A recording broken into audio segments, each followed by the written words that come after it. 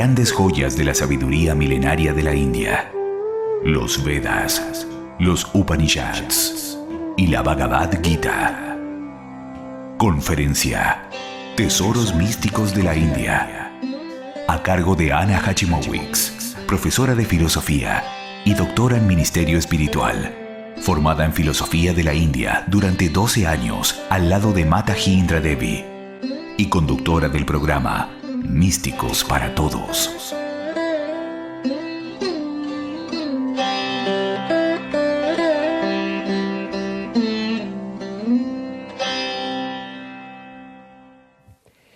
Bueno, parece, gracias a esta ambientación parece que ya estamos en la India, ¿no? En la India,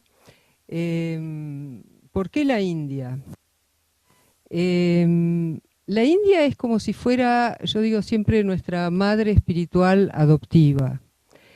La India es el lugar donde empezó el pensamiento filosófico, espiritual, que nos queden rastros, que nos queden documentos, el primero, el más antiguo del mundo, porque en aquella época era contemporáneo a Egipto, pero no nos ha quedado material, jeroglíficos, pero que son todos de transacciones comerciales o de cosas de las divinidades, pero de pensamiento espiritual, filosófico. Yo les voy a pedir, Cristina, si querés cambiar.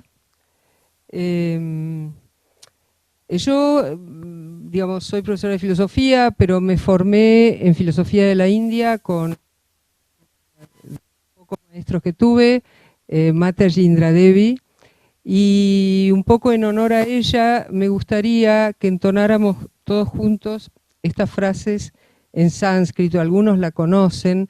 El que no se anima a cantar las puede leer. A ver. Om Asato Ma Sat Gamaya. Esto es una invocación de uno de los textos primeros. Esta invocación tiene por lo menos 3.500 años de antigüedad. Es muy popular en la India, se canta en todas las ceremonias religiosas, y es una de las que nos enseñó Mataji Indra Devi y que ella también le encantaba que la cantáramos.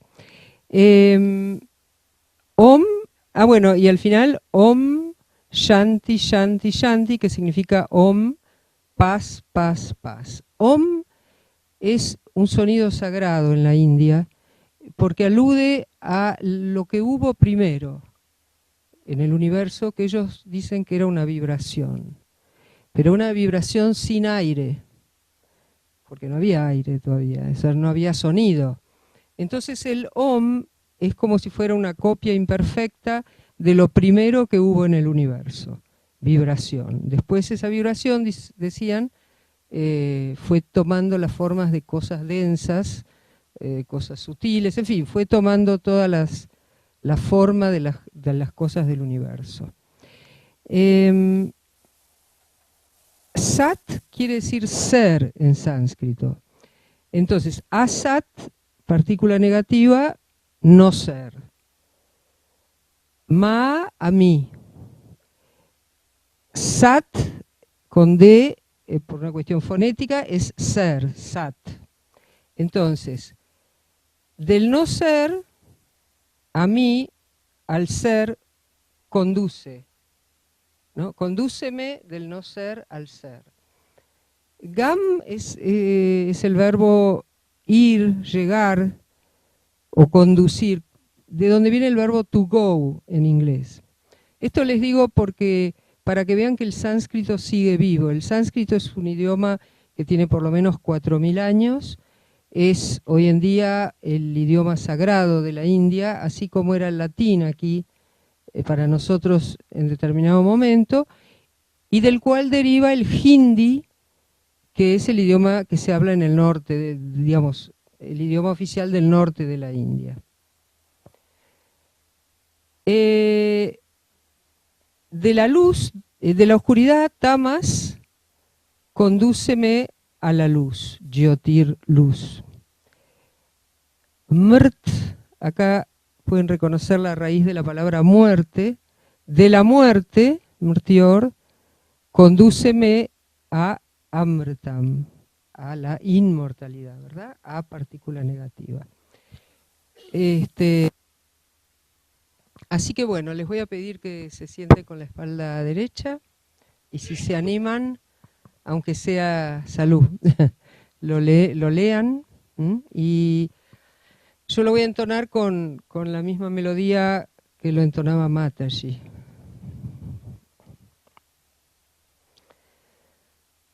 Asatoma Sadgamaya Tamasoma Jyotirgamaya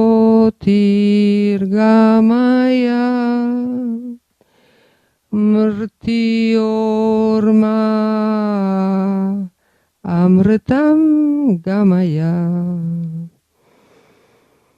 Om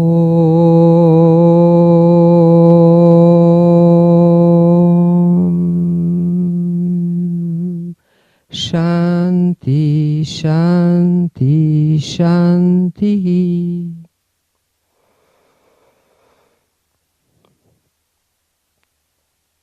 Bueno, esto esperamos entonces que también la sabiduría de la India nos lleve del no ser al ser, que es así, de la muerte a la inmortalidad, aunque no lo crean, y de la oscuridad a la luz.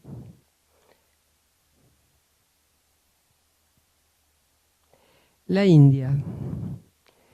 La India, hoy tumultuosa, con muchos contrastes, ¿no? Muchísima, lo que para nosotros llamamos pobreza extrema, y a la vez el país con más crecimiento anual, creo, del mundo, o el segundo.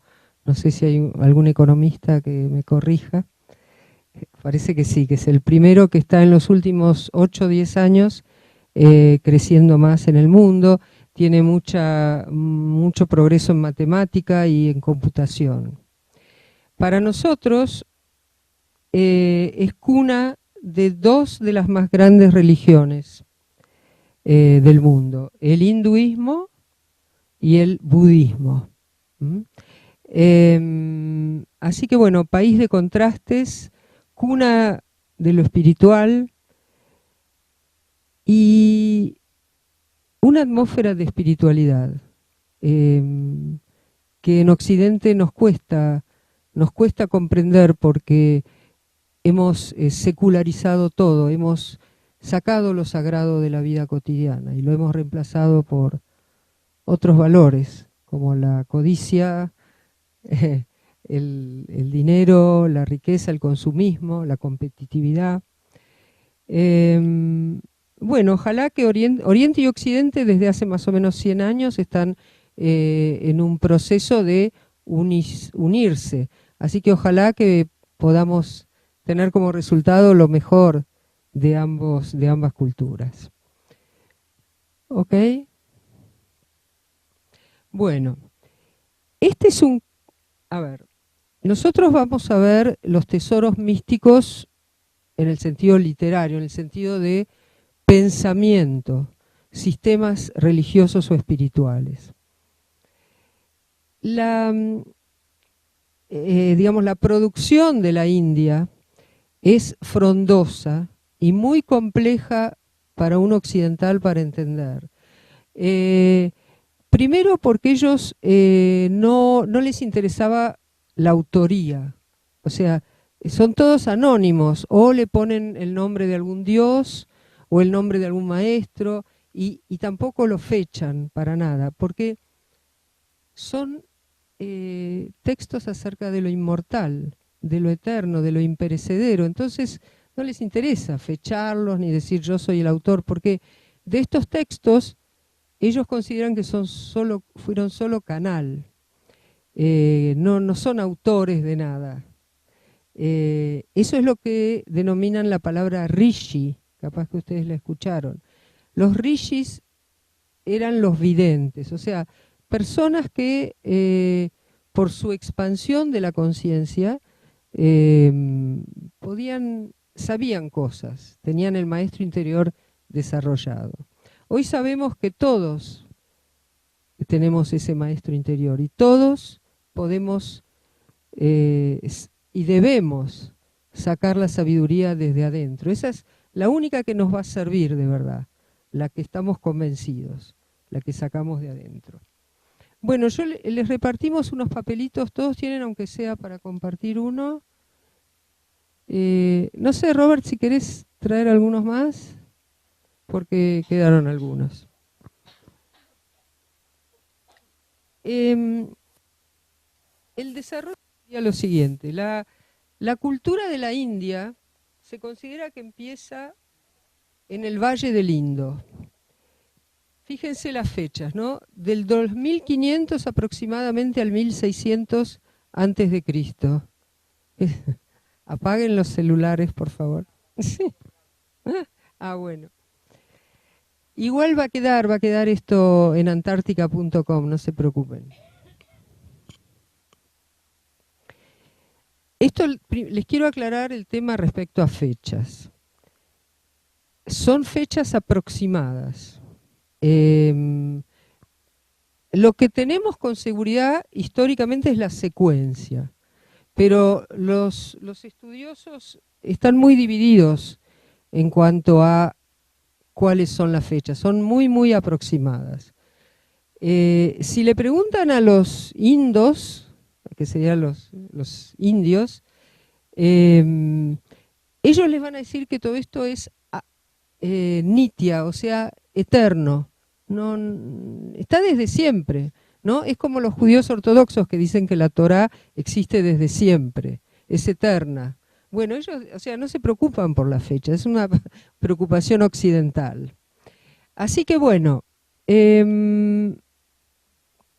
entonces después luego viene lo que se llama el periodo védico, que es más o menos desde el 1500, más o menos, hasta el 500 antes de Cristo. Luego los postvédicos, donde tenemos unos sistemas que aceptan los Vedas, ya los vamos a ver, y luego tenemos sistemas postvédicos, pero que no aceptan los Vedas como autoridad. Aquí en los no védicos, aunque ustedes no los crean, hubo un materialista, Charvaka, la C CLSH, la C sola CLSH. El materialismo Charvaka, siglo VI antes de Cristo. El budismo, o sea, Buda, nace en el siglo VI antes de Cristo y se opone al hinduismo, o sea, no acepta el hinduismo. Pasa un tiempo con unos maestros yogis, pero no le convencen y crea su propio sistema. Luego tenemos el jainismo, que también, bueno, el budismo nació en la India, pero no prosperó mucho en la India. Se expandió por Indonesia, Tailandia, China, también en Mongolia.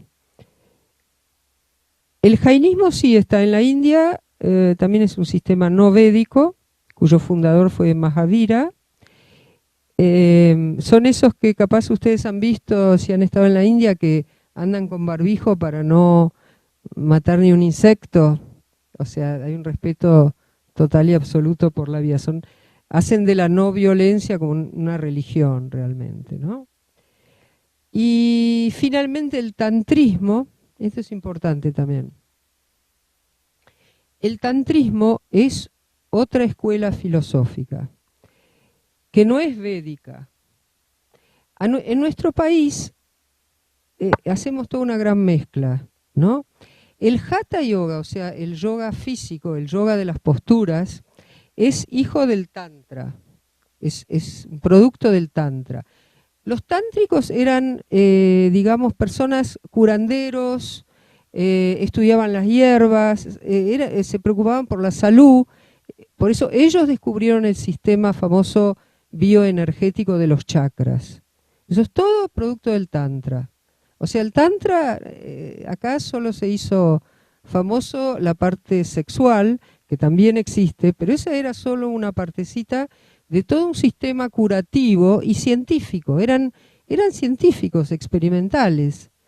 Descubrieron las corrientes energéticas y buscando cosas curativas, experimentaron con la respiración y con las posturas. Y de ahí salió el Hatha Yoga y también el Pranayama.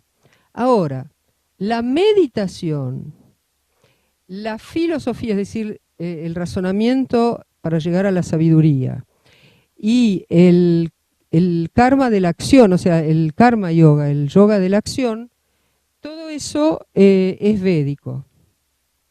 Y está acá, en los que aceptan el Veda. ¿Ven? Como la Bhagavad Gita y los tres dioses que tenemos ahora en el hinduismo, que tenemos a Shiva, a Vishnu y Brahma, que tiene muy pocos adherentes, así que ni siquiera conseguimos una lámina del pobre Brahma.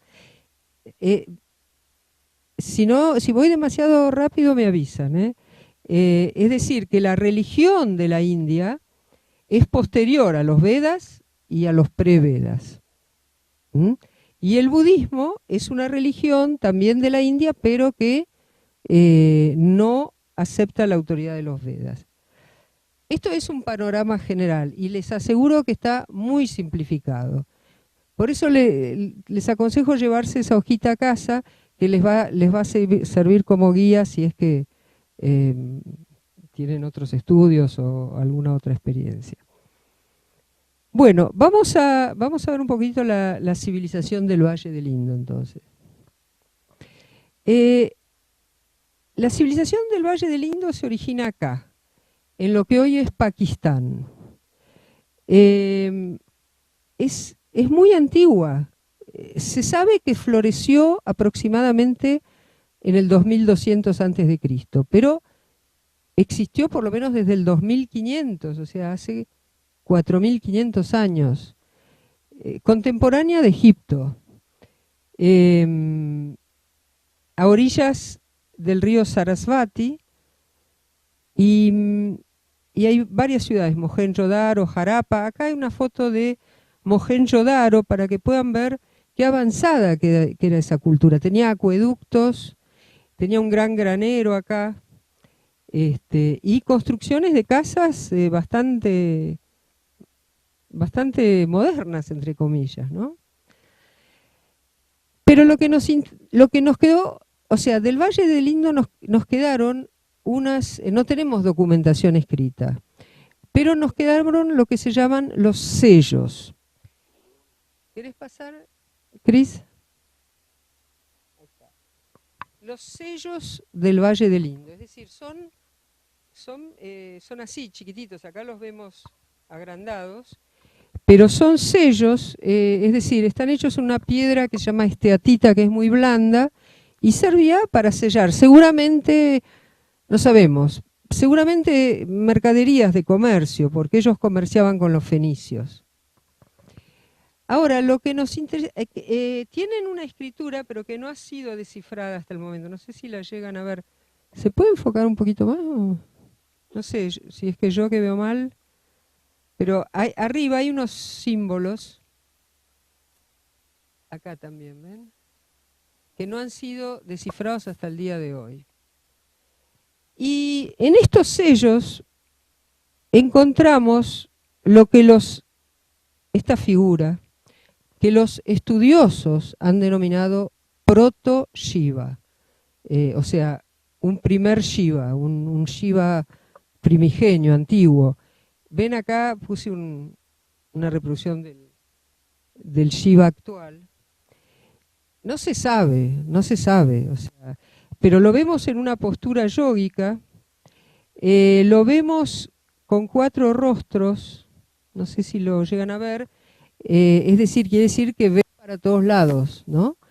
Y igual que el dios Brahma, que tiene esos 4 rostros apuntando para todos lados. Y está rodeado de animales, que no sé si se llega a ver, son muy precisos anatómicamente las reproducciones, y tiene que ver porque también a Shiva se lo llama el señor de las bestias. Entonces todo eso, mirá, Muy bien, gracias. ¿Ven? ¿Ven que un rinoceronte, realmente qué naturalismo, ¿no? Estamos hace 4.500 años y son productos así muy, muy pequeños. Entonces, se piensa que es el proto-Shiva, no se sabe. Y también aparecen otros, donde se ve, no se sabe si es el proto-Shiva o una diosa madre porque tiene pelo largo que aparece entre las ramas de un árbol y hay doncellas, mujeres alrededor, y acá, no sé si se ve, hay acá está, sí, un toro, suponemos presto a ser sacrificado por esta otra que se ve acá, ¿no? Fíjense que es parecido a qué esta maniobra, ¿qué les hace acordar? A los toreros, hay una estocada que es justamente así. Esto se piensa que es la diosa madre porque no tiene aparentemente órganos sexuales. En el caso del masculino son notorios y en erección, y hasta el día de hoy a Shiva también se lo adora con el falo. Hay una piedra alargada que es el falo. Bueno, esto es misterio todo. ¿Querés volver al anterior, por favor? Acá. Entonces, estos sellos provienen de esta zona. No sabemos qué significan hasta ahora porque no se ha descifrado la escritura.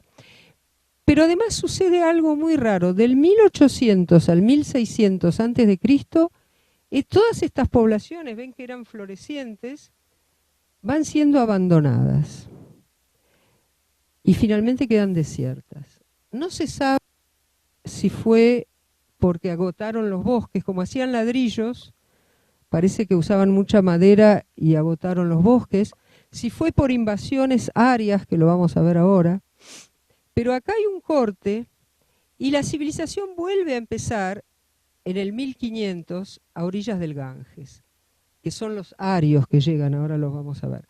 Se piensa que esta cultura emigró al sur de la India. Vieron que en el sur de la India, no sé si se fijaron, es otro tipo étnico. Son más bajitos, son morochos, son lo que se llama australoides, como Sai Baba, por ejemplo. ¿Vieron? Ese tipo con cabello rizado, morochos y con rasgos un poco africanos. Que no tiene nada que ver con los arios que llegaron. ¿Querés pasar? O sea, la civilización del Valle del Indo está acá. Y aproximadamente en el 1500 a.C. empezaron a llegar las invasiones arias, que provienen, como dijo después la teoría nazi, del Cáucaso. Lo único que no son étnicamente rubios, altos y de ojos celestes, sino grandes ojos, ¿no? Negros, almendrados, una tez cetrina. La palabra aria en sánscrito quiere decir noble. Ellos se llamaban a sí mismos los nobles. Y invaden y se instalan acá, en lugar de Mohenjo-Daro, en lugar de la civilización del Valle del Indo, y a orillas del Ganges. Y ahí empezamos a tener los Vedas. Los Vedas, la palabra Veda significa conocimiento. Eso ustedes lo pueden ir siguiendo en el cuadrito. Conocimiento, sí. Tenemos en inglés la palabra wit, W-I-T, y wisdom, que tiene la misma raíz. Y nosotros tenemos ver, video, ¿no? Veda. Los Vedas llegaron hasta nosotros porque se transmitieron por vía oral. Ellos consideraban, la escritura era considerada algo inferior, porque se escribía sobre grandes hojas de papel. Primero ni existía al principio la escritura, y luego cuando existió, se escribía en la India en grandes hojas de papel que se echaban a perder con el tiempo. Entonces se reservaba eso para las notaciones comerciales. Pero lo que era sagrado se transmitía de padre a hijo oralmente, de memoria.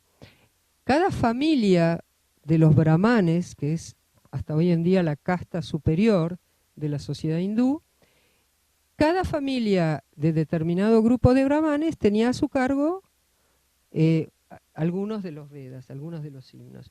Y tenían reglas mnemotécnicas que nos han quedado. Por ejemplo, lo tenían que saber, para que no modificarlo en nada, lo tendría que saber del derecho al revés, del revés al derecho, y después intercalando sílabas entre medio, girando las palabras, un amor, ¿verdad? Y un amor por esa sabiduría inmenso. Y gracias a eso es que llegaron hasta nosotros.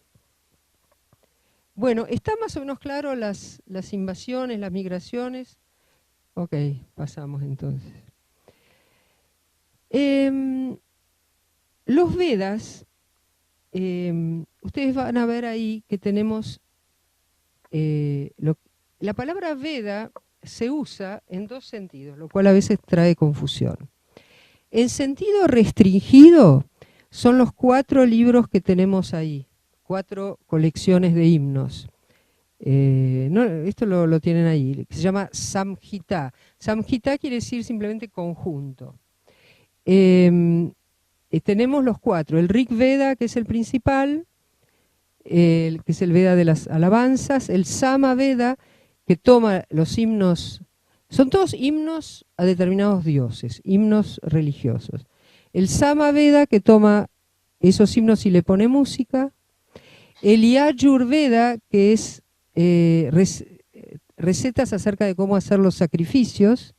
Y finalmente la Tarva Veda, que es mágico, o sea, magia.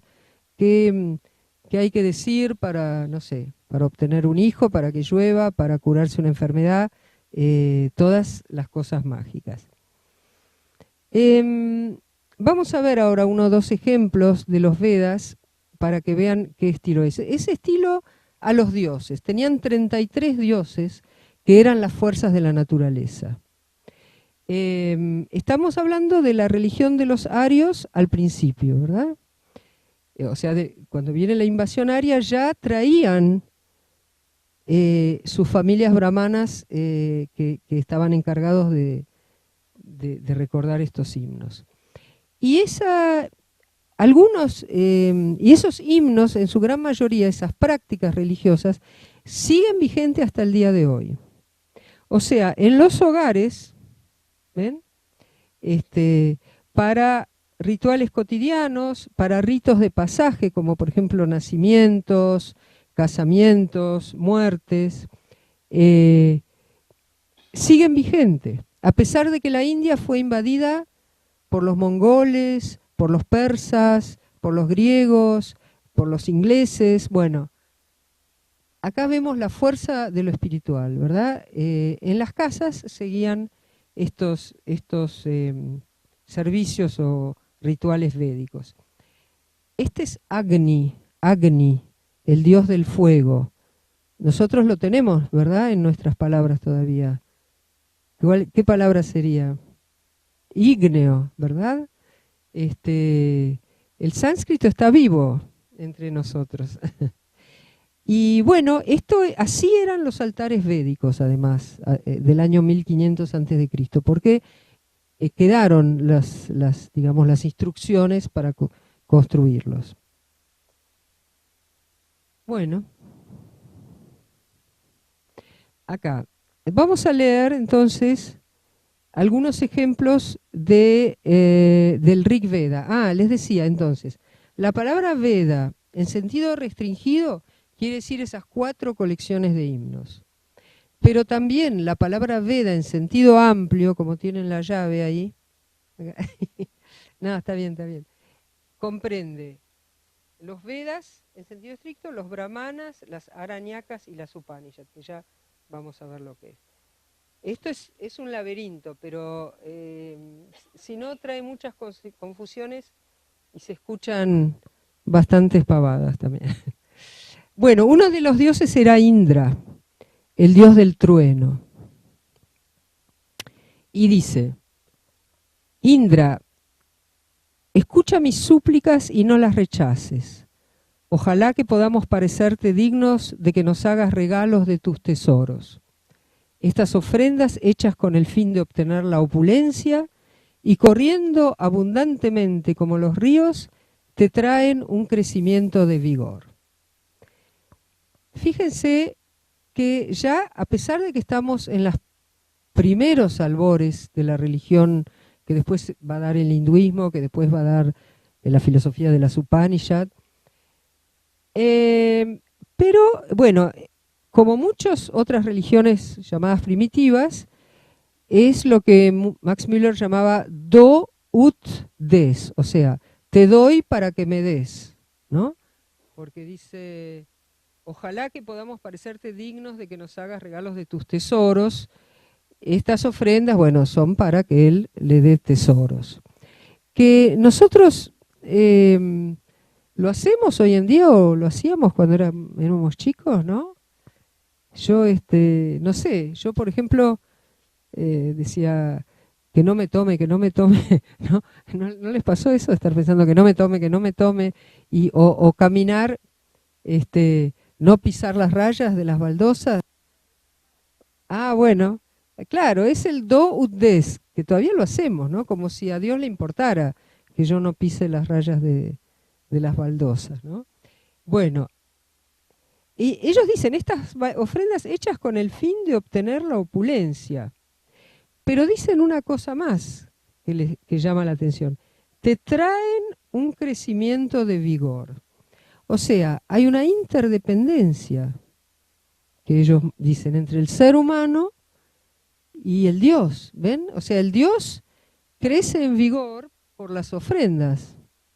Fíjense que es extraño. Esto no lo tenemos en nuestras religiones, digamos. Hay siempre una cosa, como decía Mataji, de limosnero, ¿no? Dame, pero no hay un sentimiento de la propia dignidad.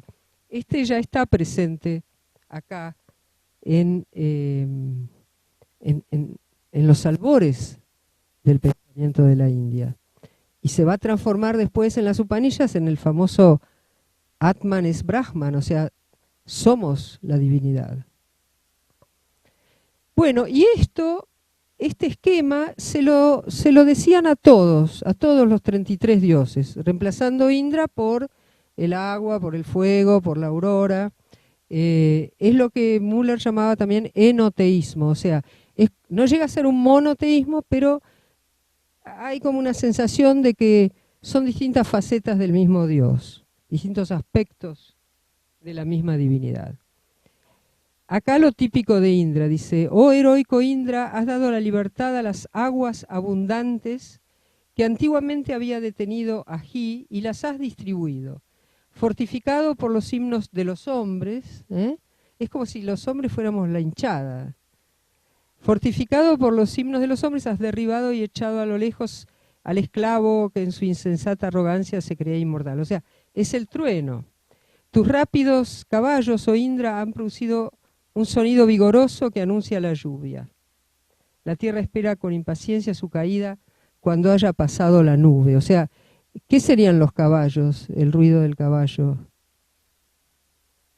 Los truenos, claro. Bueno, ¿ven? Y animismo quiere decir que todo era considerado vivo. El árbol estaba vivo, el trueno estaba vivo, la roca estaba viva, etcétera. Sí.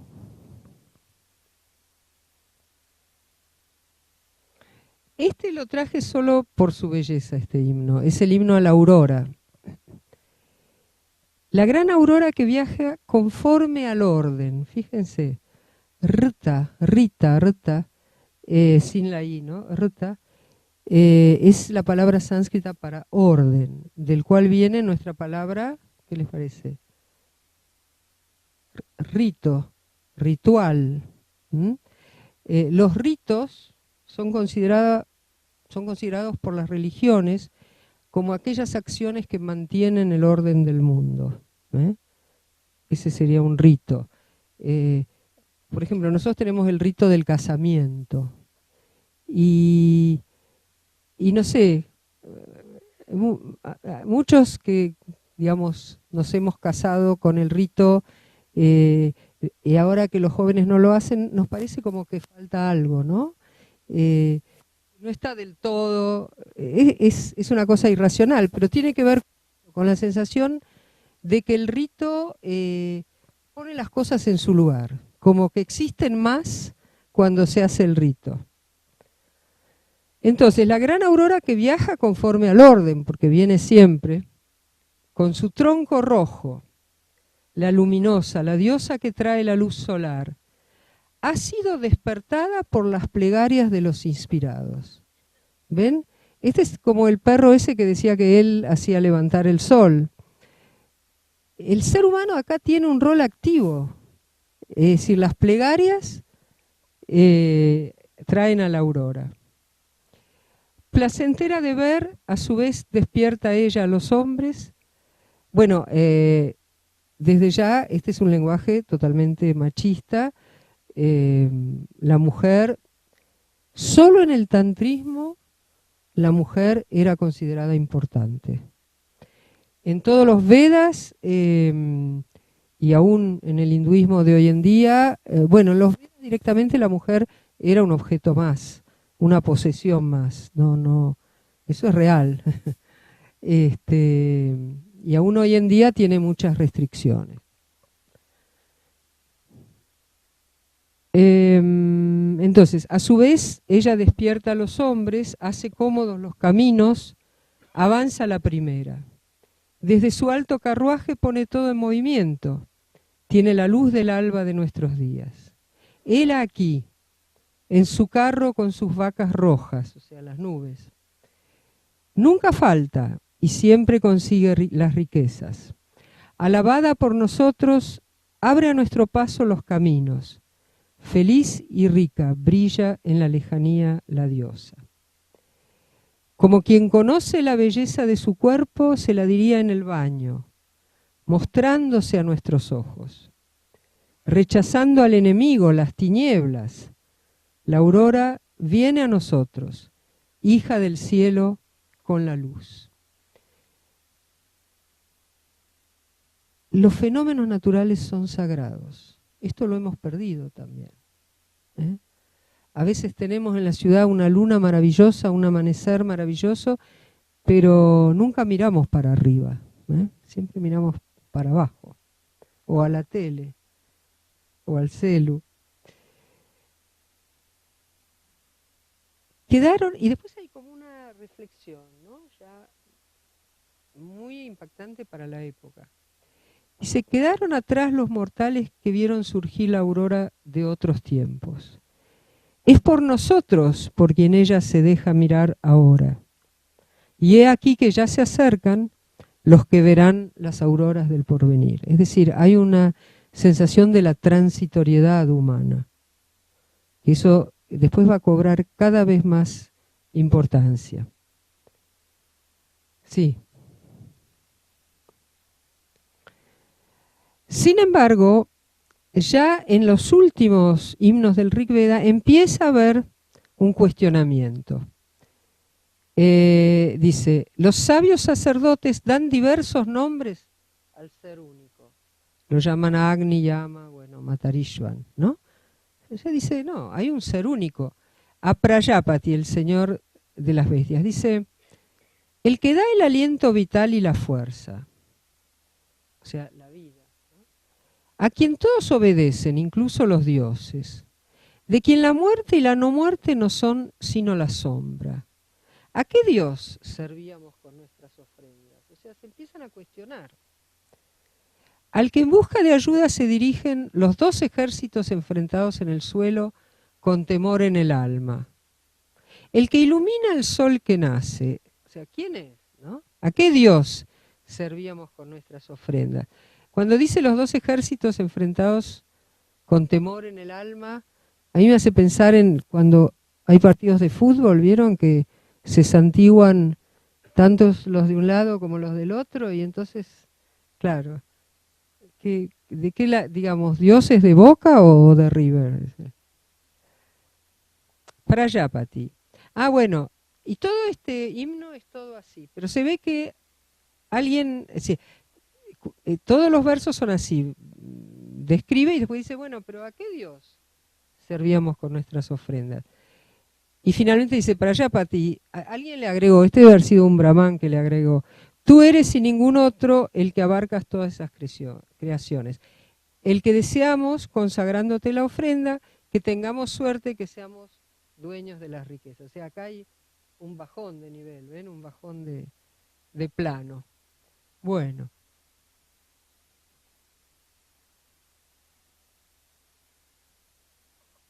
Sí, Cris. Este es otro himno muy notable del Rig Veda, que es el himno al Purusha. Purusha quiere decir persona, ser humano. Y dice, innumerables cabezas tenía el Purusha, innumerables ojos, innumerables pies.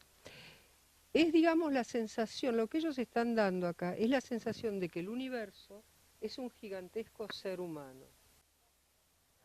Que el universo es un gigantesco ser humano. Y que todos nosotros, con nuestros ojos, narices, pies, boca, etc., formamos parte de un gigantesco ser humano. Y después ellos dicen que el Purusha se sacrificó para dividirse en todos nosotros, o sea, dividirse en todo lo que es el universo. Y acá ya, en este himno, que es probablemente del 1000 antes de Cristo, está el origen teológico de las castas. Ustedes saben que la sociedad hindú tradicional estaba y está todavía en el campo dividida en castas, que son clases sociales pero sin movilidad social. Entonces dice, cuando se dividieron al Purusha, ¿en cuántas partes lo distribuyeron? ¿Cómo se llamó su boca? Etcétera. Bueno, su boca fue el Brahman. El Brahman es el sacerdote. Sus dos brazos el guerrero, Kshatriya. Sus muslos el Vaishya. El Vaishya eran los comerciantes, los agricultores, o sea, ellos le decían proveedores. Y finalmente, claro, de los pies, el Shudra, el servidor, que es la clase más baja. Después se fue creando otra clase, la no clase. No sé si ustedes escucharon hablar de la palabra paria. El paria directamente estaba peor que todos estos porque ni siquiera tenía una clase. ¿Por qué? Porque era hijo de dos personas de clase diferente, de casta diferente. Y entonces ninguna casta lo aceptaba. Bueno, después pensamiento analógico, de su aliento nació Vayu, el viento, por ejemplo. Pero digamos, obviamente estos no son sistemas filosóficos, son intuiciones que ellos expresaban poéticamente. Piensen que estamos en los albores de la filosofía, pero esto ya es una concepción orgánica, organicista del universo, a diferencia de la concepción mecanicista que todavía impera en la cultura occidental. ¿Querés? Bueno, este es el más notable de todos, donde habla del origen del universo. Todavía estamos en el Rig Veda, pero ya estamos pasando a las Upanishad. Solo les leo esto. En ese entonces no existía lo no existente, o sea, es el origen del universo, ¿no? Ni tampoco existía lo existente. Fíjense qué nivel de abstracción, muchísimo más evolucionado filosóficamente que nuestro Génesis, ¿no? Que nos habla del espíritu que volaba sobre las aguas, aunque hay un parecido, ¿no? También da un motivo de por qué surge el universo. Dice, en la mente cósmica, el omnipenetrante deseo hizo su primera aparición. O sea, deseó manifestarse y por eso se manifestó. Obviamente esa respuesta no nos satisface, pero lo notorio es lo abstracto de la pregunta, en los albores de la civilización. fíjense esto que dice también. Riendas del vínculo, una trama de líneas entrelazadas. Sostiene todas las semillas y las poderosas fuerzas. Fuerza microcósmica adentro y fuerzas macrocósmicas afuera por arriba. ¿No les hace acordar a nada esto? De las fuerzas micro y las fuerzas macro. Es lo que... Eso también, pero no, en este caso es las fuerzas de la física. Bueno, puede ser también, todo estaba incluido, pero la física hoy en día nos habla de fuerzas internas al átomo y fuerzas externas al átomo. Bueno, ok.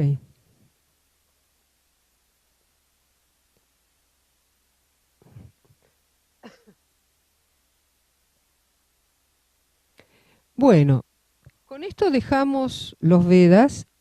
Los Vedas a lo largo de los siglos, esos himnos que hemos visto algunas muestras como para tener una idea, no, me parece que pasaste dos, ¿puede ser? ¿No hay una antes? Ah, bueno, perdón, dale. Bueno, entonces se me pasó a mí. De ahí van evolucionando para dar lugar a unas obras que se llaman Brahmana, los brahmanas. Los brahmanas son indicaciones para las castas de los brahmanes sobre cómo hay que hacer los servicios, ¿no? Porque está el culto en las casas, que lo hace el padre de familia, pero luego para los servicios públicos, oficiales, los brahmanas tenían que saber cómo hacer, y esto era muy secreto, por supuesto. No vaya a ser que alguien les vaya a sacar el lugar, digamos. Y luego siguen evolucionando y dan lugar a otro grupo de composiciones que se llaman las arañaka. Arañaka quiere decir bosque. El védico, porque todavía no se llamaba hindú, el védico, pero esto todavía existe en el hinduismo, sobre todo en las clases rurales, el hombre, por supuesto, tiene 4 etapas en su vida. La primera etapa, que es la soltería, donde es etapa de aprendizaje. Él tiene que aprender y después ir con algún maestro y servirlo. Es brahmacharya. Brahmacharya hoy se usa como soltería, celibato, pero hace referencia a la época en que el joven no estaba casado. La segunda etapa es amo de casa, digamos, grihasta. Es el dueño de casa, o sea, se casa, tiene su hogar, tiene que sostener a su familia, a sus hijos. Ahora, cuando ve la primera cana, o sea, cuando sus hijos se casan o ve las primeras canas en el cabello de sus hijos, él tiene que retirarse y ya empezar una vida de austeridad. Todavía ahí puede llevar a la esposa. Pero se tiene que retirar a un lugar más retirado, más modesto. Y finalmente, en la última etapa de su vida, debe ir al bosque. Debe transformarse en sannyasin. Sannyasin ya no puede estar con la mujer, tiene que estar solo y no tiene que trabajar, tiene que depender de las limosnas de los demás. En la India todavía existen, ustedes los habrán visto, esos ancianos a veces vestidos con un taparrabos que están a orillas de los ríos. Muchos son para turistas, no se dejen engañar. Pero, y por eso la gente les da limosnas. Y además, para el hindú es un honor darle limosnas. Esa época es donde ya nos tenemos que ir preparando para desencarnar. Y entonces, desencarnar. Y como ya no podían hacer los rituales porque no tenían los elementos para hacer los rituales, entonces el ritual es reemplazado por un ritual mental. Y empieza la meditación. ¿Mm? Y de ahí van a surgir las famosas Upanishad. Las Upanishad, la palabra Upanishad viene de Upa, cerca, Ni, abajo, de donde pasa el alemán también, Niedrig, Ni, abajo, Shad, sentarse. Hace referencia a los discípulos que se sentaban, como ustedes ahora, abajo, más abajo, alrededor del maestro. No, por supuesto, lejos de mí eso. Upanishad. Una buena bueno, se ha traducido la palabra Upanishad con las traducciones más fantasiosas, o sea, sabiduría secreta, qué sé yo. No, quiere decir simplemente sesiones. La palabra sesión, que tiene que ver con sentarse, también me parece adecuada para traducir Upanishad, sesiones. Y en el bosque, entonces, los discípulos jóvenes se acercaban a los sannyasin y había diálogos. Las Upanishads son diálogos entre el maestro y sus discípulos. Y ahí tratan temas, pero bueno, muy avanzados. Y esto es por lo menos, no se sabe bien. Otra vez, en la India te van a decir que son eternas, que existen desde siempre. Los occidentales los ponen en el 900 antes de Cristo, y a partir de ahí en adelante, ¿no? Son cuestiones filosóficas de lo más profundas, y a mí me sorprendió mucho, porque yo cuando estudié filosofía en la facultad no vimos nada de la India. Nos enseñaron que la filosofía empezaba en Grecia en el siglo VI antes de Cristo, y bueno, para mí fue una sorpresa y bastante indignación también, tanta ignorancia. Hoy todavía peor, porque hoy ni siquiera existe filosofía de la religión, una materia que existía en mi época, en la UBA no existe, y está todo centrado más en la sociología y en el análisis filosófico de la sociología, la política, la economía. Bueno, ¿qué? ¿Esto lo cambia? ¿O lo cambiaste vos? Ok. Me asusté. El asatoma que cantamos antes es de esta época, de una arañaca, de la Brihad Arañaca.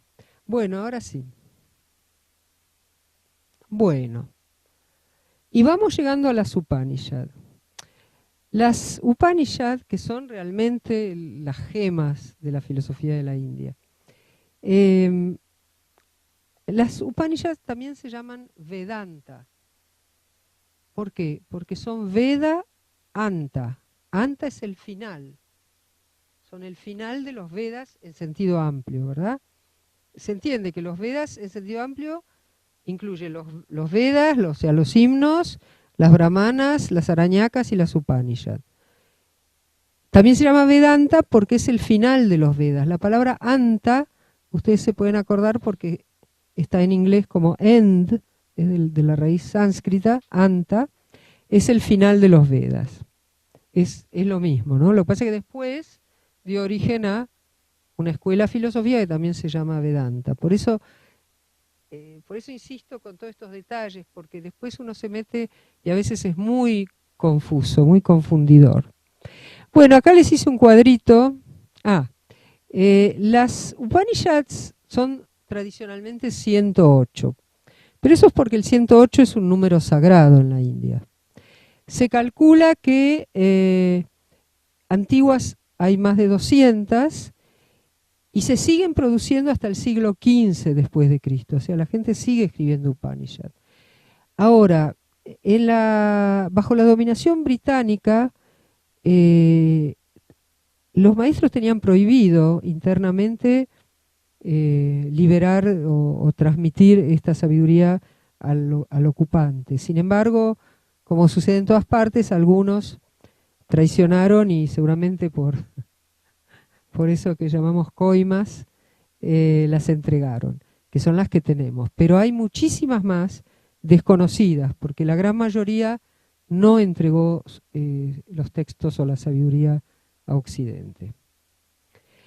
Tienen distintos nombres, bueno, Isha, Chandogya, Kata, Kena, y se consideran las 13 más antiguas como las clásicas. Siempre cuando ustedes verán referencias van a ver referencia a esas 13. Bueno, ¿qué diferencia hay cuando pasamos de los Vedas a las Upanishad? Los Vedas se ocupaban de la multiplicidad, ¿sí? Del universo, de la lluvia, de la aurora, del trueno, del fuego, etcétera, de los casamientos, de los nacimientos, de las muertes, bueno. La Upanishad descubre lo uno. Las Upanishad descubren la unidad invisible debajo de la multiplicidad. Los indios de aquella época eran muy avanzados en matemáticas también. En la India fue que descubrieron el cero. Y el cero tiene que ver con esto que llamamos lo uno, pero que es en realidad lo subyacente a todas las cosas que no es una cosa. Entonces es cero cosa. Y también inventaron el concepto de infinito. Bueno, los ritos de los Vedas son reemplazados por el conocimiento. Porque en los bosques, no solo porque no tenían elementos, sino también porque ellos aceptaban la etapa final de la vida, no la negaban como nosotros. Y al contrario, trataban de prepararse para ella, de estar preparados para esa gran transición que era la muerte, pero no por ritos, sino mediante un progreso interior. El sacrificio de objetos o animales que existían en los Vedas es reemplazado en las Upanishad por el sacrificio del ego, o sea, la personalidad psicofísica que es egoísta, que es colérica, que es codiciosa, que es soberbia, que es ambiciosa, y aún con las virtudes buenas. Ellos nos van a decir que la personalidad psicofísica es solo una realidad transitoria, que no es la realidad de lo que realmente somos, que es el yo interior. Dice que gracias a los ritos podemos ir a niveles superiores de la conciencia. Por ejemplo, el nivel de los pitri, de los padres, de los antepasados. El nivel de los deva. La palabra deva en sánscrito quiere decir luminoso. De ahí viene nuestra palabra, ¿cuál será? Divino, Dios, día también. Entonces, podemos quizás ir a un nivel superior de existencia. Podemos ir a Svarga, que es el paraíso. Pero ellos lo que quieren es no renacer nunca más de forma condicionada. No renacer en el mundo de lo relativo, porque esto será superior, pero sigue siendo el mundo de lo relativo y no el mundo de lo absoluto. Y ellos pretenden, quieren, desean ir a lo absoluto. Es decir, cuando aquí en Occidente escuchamos hablar de la reencarnación, decimos, uy, qué suerte, volvemos, ¿no? Y ellos lo que quieren es al revés, no volver más. Ir directamente a fundirse, a unirse con lo divino. Ok. Bueno, y ahora para terminar algunas citas de las Upanishad que no las vamos a analizar acá, pero se las dejo resonando. Fíjense estas preguntas de la Shvetashvatara, Shvetashvatara Upanishad, la Upanishad del caballo blanco, porque se hacían sacrificios una vez, no una vez por año, cuando asumía un rey, se sacrificaba un caballo blanco. El caballo blanco, al sacrificarlo, se suponía que iba hacia los dioses llevando mensajes. Lo mismo cuando se quemaba un objeto, se quemaba, por ejemplo, había un líquido, un jugo de una planta que se llamaba soma, que era alucinógeno. Entonces tomaban los brahmanes y una copita se la ponían al fuego y se la mandaban a Indra para darle vigor, como decía ahí. Fíjense las preguntas. Son preguntas que siguen siendo vigentes. ¿Cuál es la causa? O sea, la causa primera de todo. ¿De dónde venimos? ¿Qué nos mantiene vivos? Aparte está formulado con una precisión, ¿no? Porque ¿sabemos qué nos mantiene vivos hoy en día? No, porque si supiéramos ya seríamos todos inmortales o ancianísimos. ¿Sobre qué estamos sostenidos? ¿Quién rige las penas y placeres que experimentamos? Así empieza esta Upanishad. Y bueno, acá les tomé dos descripciones creo que tengo algunas más, del fundamento último de la realidad. Dice, él es Brahma, él es Indra, él es Prajapati, él es todos esos dioses. Y esos 5 elementos principales, tierra, aire, éter, agua y fuego. Lo que acá traducen por éter es Akasha. Akasha, que es un espacio muy sutil donde ellos pensaban que queda todo lo que sucede. O sea, la memoria, como una gigantesca memoria de computadora, pero inmaterial. La memoria de todo lo que sucede. Por eso a veces hay gente que dice que lee los registros akáshicos, quiere decir que puede leer lo que te pasó a vos en el pasado. Entonces, éter, agua y fuego, estas y aquellas cosas que nacen de semilla, las que surgen de huevos, las que nacen de entrañas, las que brotan de la fermentación y las que nacen de retoños, caballos, rebaño, hombres, elefantes y todas las criaturas que aquí existen, anden o vuelen y también lo que se encuentra estático, ¿no? Bueno, trata de describir la totalidad, no tenían todavía conceptos generales, pero fíjense ya una mentalidad científica de clasificación, de observación de la naturaleza. Después dice, él donde todas las obras están contenidas, todos los deseos, todos los aromas, todos los sabores, quien abarca el mundo entero, el silencio y la calma, este espíritu que reside en mi corazón, y ahora empieza al revés, es más pequeño que un grano de arroz, o que un grano de cebada, o que un grano de mostaza, o que un grano de alpiste, o que el meollo de un grano de alpiste. Este espíritu que reside en mi corazón es más grande que la tierra, mayor que el firmamento, más grande que los cielos y mayor que todos estos mundos. O sea, no tiene espacio, eso quiere decir. Es tanto inmenso como chiquitísimo. Quiere decir que Dios no es espacial, eso quiere decir. Y mi yo interior básico, fundamental, esa presencia que soy, tampoco tiene espacio. ¿Ven? Lo dice acá. Ese espíritu que reside en mi corazón. Fíjense que todos hacemos este gesto cuando decimos yo, pero en realidad es erróneo porque no tiene espacio, no tiene lugar. Esa presencia que yo siento que soy no es espacial, aunque ahora a mí me hicieran una biopsia o una radiografía o una tomografía computada, no me van a encontrar a mí. Encontrarán mi hígado, mi columna, pero mi cerebro, incluso las células, pero a mí no me van a encontrar, porque yo no soy espacial, lo que soy realmente.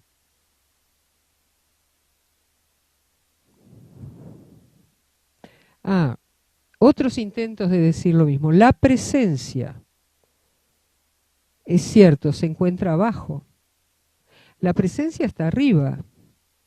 La presencia está al oeste. La presencia se encuentra al este. La presencia está al sur. La presencia está al norte.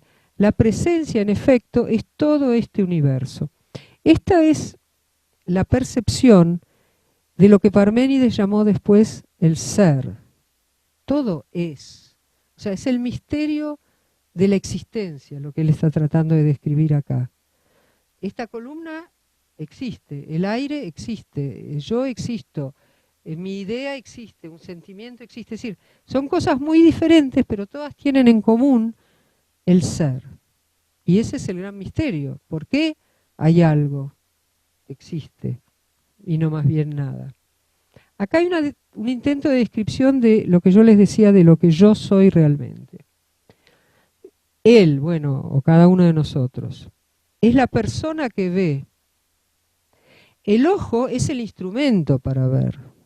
O sea, no ve el ojo, veo yo. Él sabe, olamos esto. Ese es la presencia consciente. La nariz es el instrumento para oler. Ahora, el que sabe, ahora voy a decir esto, esa es la presencia consciente. La voz es el instrumento para decir. Ahora bien, el que sabe, oiga yo esto, esa es la persona consciente. El oído es meramente el instrumento para oír.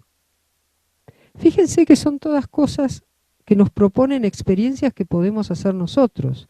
Es autoconocimiento al alcance de cada uno. Y a su vez no es un conocimiento científico que yo pueda transmitir, lo tengo que experimentar. Bueno, pasamos todavía a la Bhagavad Gita. A ver. Sí. Y por último, acá, o sea, la Upanishad, bueno, es una fuente interminable de sabiduría.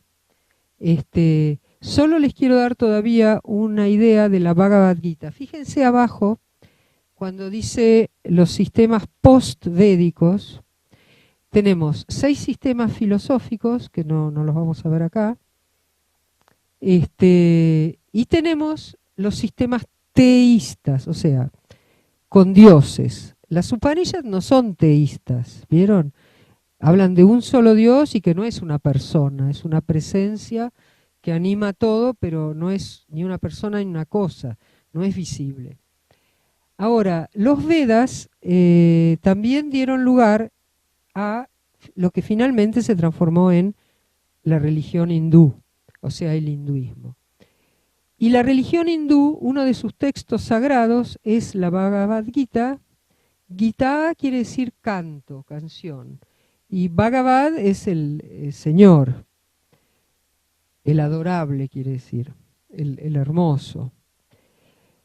Y la Bhagavad Gita es un capítulo de la obra más larga del mundo que se llama Mahabharata, el Mahabharata, que narra las guerras entre dos bandos de rivales de la tribu Bharata.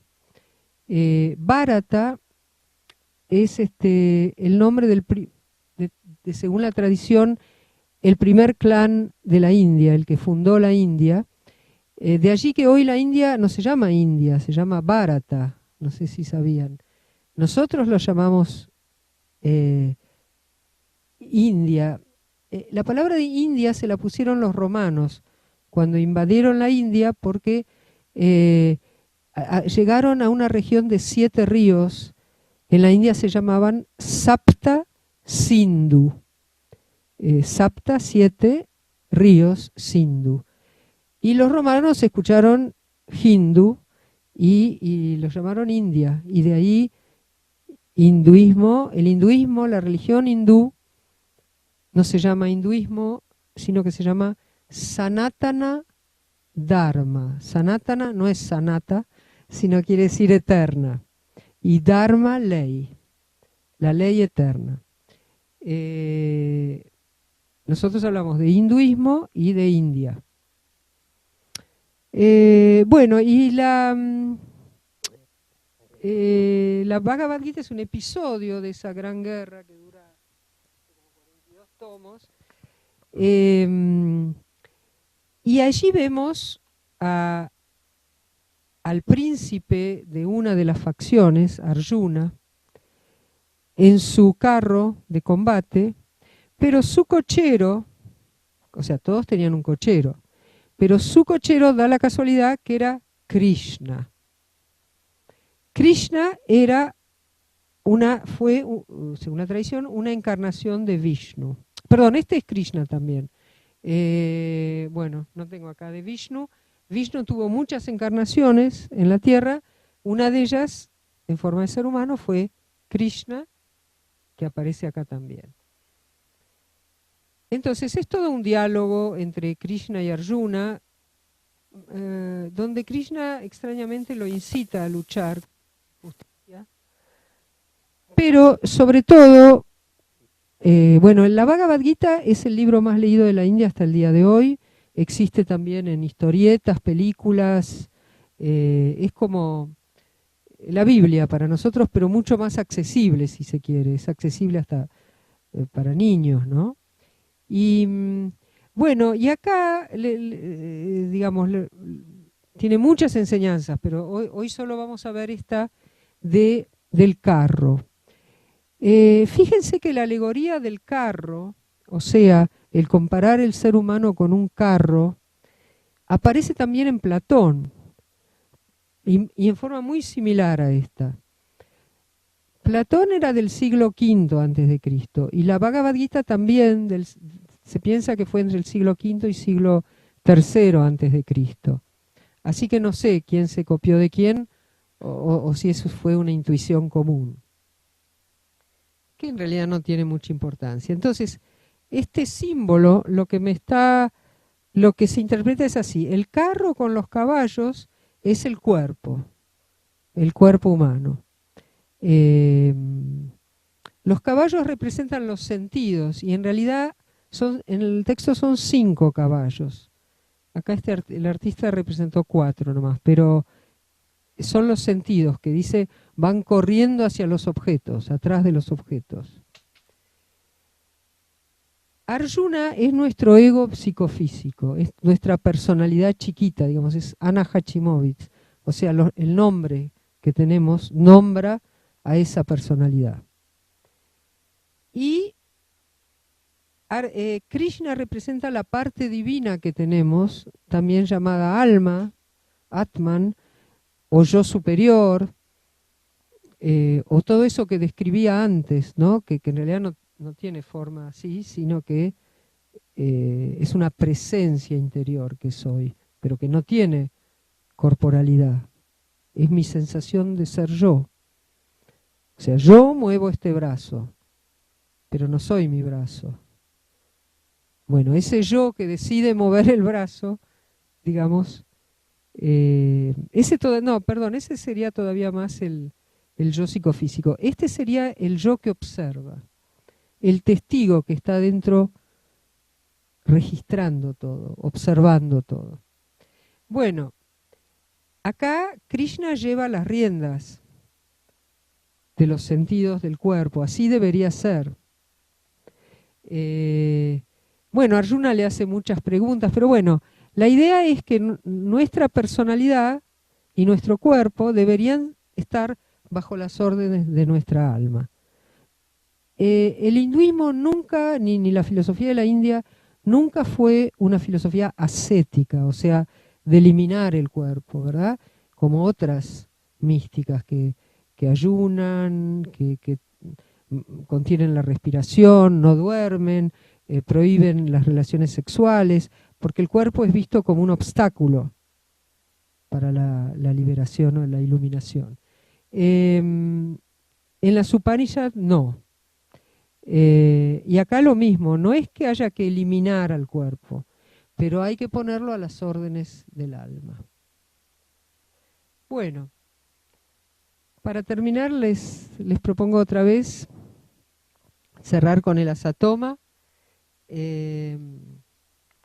pensando si realmente esta filosofía nos puede conducir de lo irreal a lo real, de la oscuridad a la luz, o de la muerte a la inmortalidad. Entonces nos sentamos con la espalda derecha.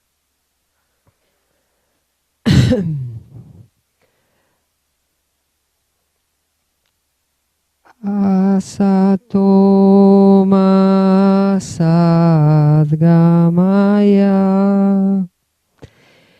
tamasoma jyotirgamaya mrityorma amritam gamaya.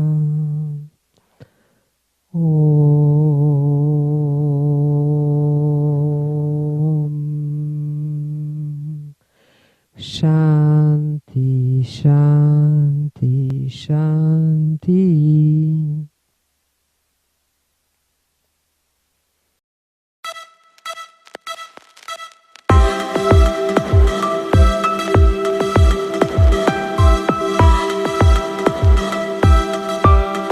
Mantra FM 91.9.